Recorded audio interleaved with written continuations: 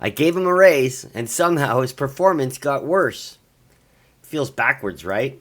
I've heard that more than once. You'd think more money equals more effort, more loyalty, more motivation. It doesn't work that way. And almost every small business owner I've ever worked with has made some version of this mistake. Not because they're bad managers, but because they've been taught the wrong model of motivation their entire careers. We throw money at problems. We throw pizza at problems. We upgrade the break room coffee machine and wonder why engagement isn't moving.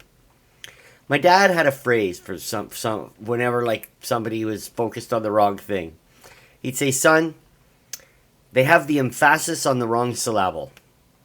That's exactly what's happening when owners try to fix engagement problems with money. They've got the emphasis on the wrong syllable. There's a framework that explains why. It's almost 70 years old. It's been tested across industries for generations, and it will completely change how you think about managing people. Let's get into it. In the 1950s, a psychologist named Frederick Herzberg did something nobody had really done before. He interviewed thousands of workers and asked them two simple questions. What makes you feel good about your job, and what makes you feel bad about it? What he found broke the conventional wisdom of the time.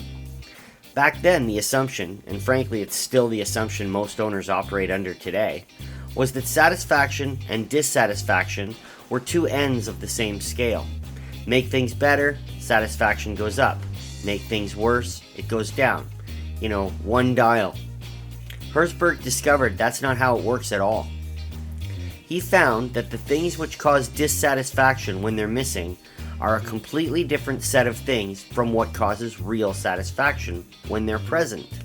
Two separate dials, two separate systems. The opposite of satisfaction is not dissatisfaction, they're different factors. He called his model the motivation hygiene theory. It's also sometimes called the two-factor theory. Let me break down the two buckets.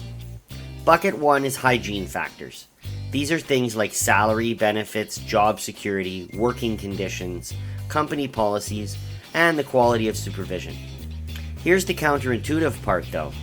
Get these right and you don't get a motivated, fired up team. You just get the absence of dissatisfaction. Hygienic factors are at best neutral.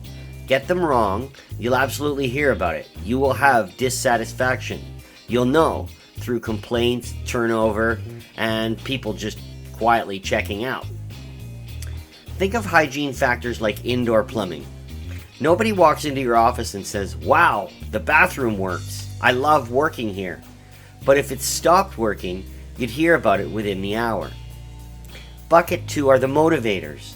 These are things like recognition, a sense of achievement, meaningful responsibility, opportunities to grow, and the work itself being genuinely interesting. These are the things that turn "my job is fine" into "I love my job." And critically, you cannot substitute one bucket for the other.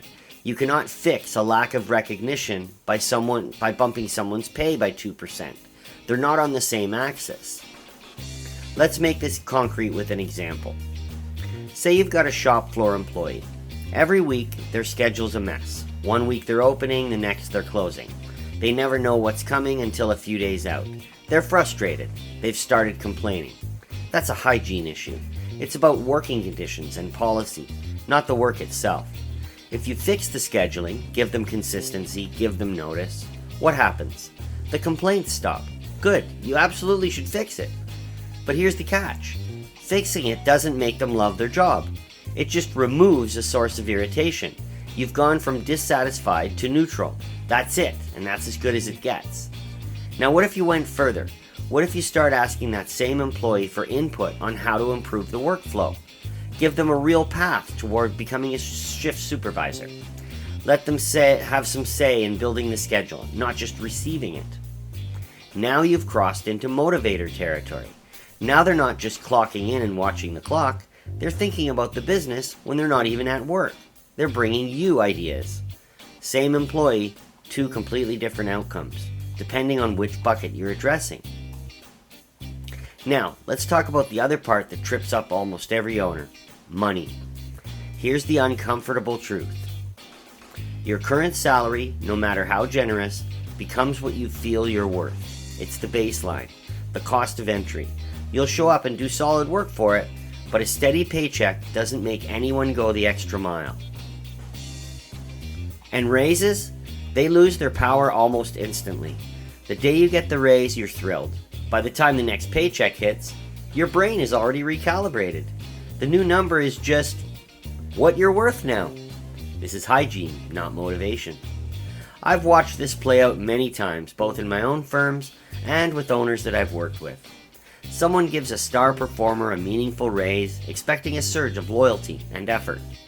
3 months later, that same employee is just as likely to be job hunting as before, because the raise solved a hygiene problem that they may have not even been consciously aware of, but it never touches the motivator side at all.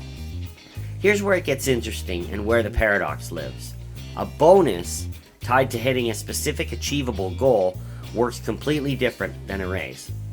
It's not money already banked, it's money still in play. Commission, profit sharing, performance bonuses. There's always something to work for. And the flip side is just as real. The promise of no money saps motivation fast. If a salesperson hits their bonus cap by Halloween, don't be surprised if they quietly coast until January, sandbagging deals to pad next year's number. It's not laziness, it's a completely rational response to a poorly designed system. If you don't want people to stop trying in November, don't build a system that rewards them for stopping.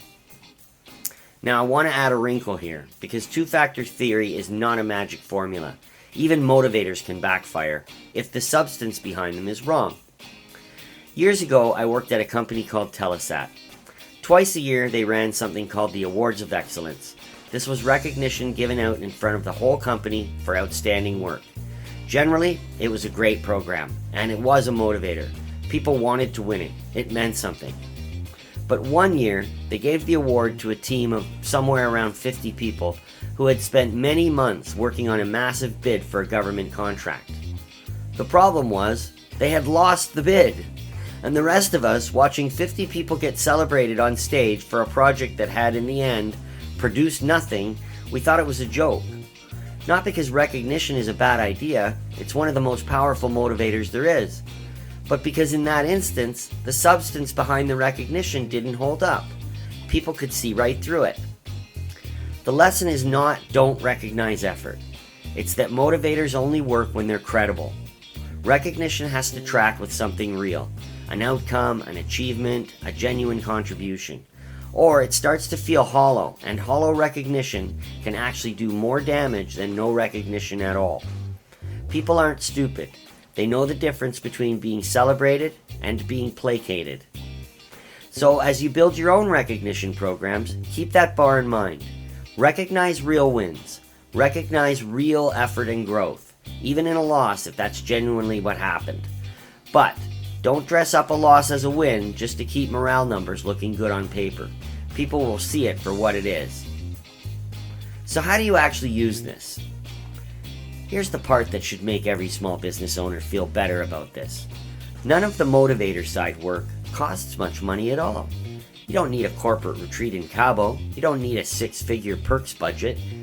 You need attention, real responsibility, and honesty. That's actually your structural advantage over the big corporations.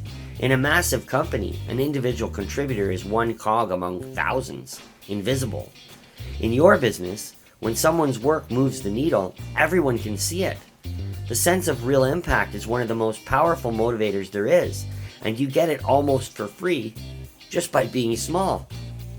So the next time someone on your team seems disengaged, resist the urge to reach straight for your wallet. Get the floor right, then build something on top of it that actually means something. If you want to go deeper on this and other people management frameworks, I cover it all in the Small Business Operators Manual, and there's links in the description. If this was useful, please subscribe. New videos every week for owners of $5 to $50 million businesses who are done with the chaos. I'll see you in the next one.